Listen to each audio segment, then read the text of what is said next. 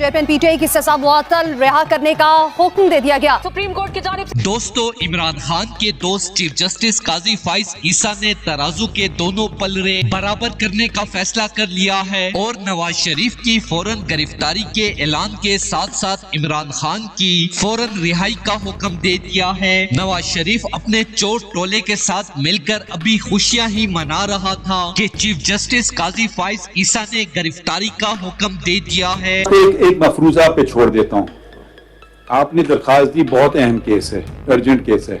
इन्होंने मेरी मर्जी ले ली, शायद मैं खुश नहीं हूँ उस बात से, मेरी मर्जी में ना लगाऊं केस। एक बहुत अहम केस है, इसमें उन्होंने लिख दिया 14 दिन में आप उसका भाई सिर्फ उसको लगा दें, कोई फैसला तो ना करें।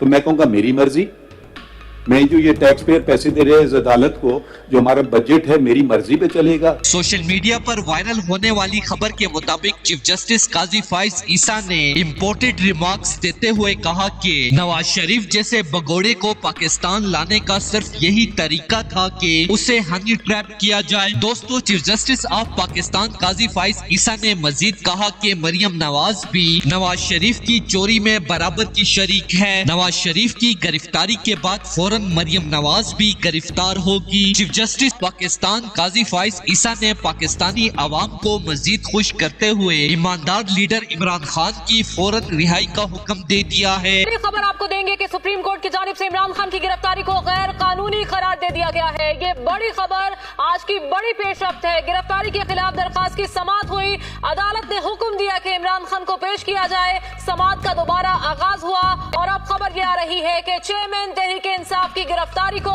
सुप्रीम कोर्ट की उनकी गिरफ्तारी को गैर कानूनी करार दे दिया गया है। ये बड़ी खबर आज की बड़ी पेशरफ्त है। दोस्तों, इस हवाले से अपनी राय का इजहार कमेंट सेक्शन में दें। वीडियो अच्छी लगे तो लाइक करें और इस चैनल को सब्सक्राइब करें।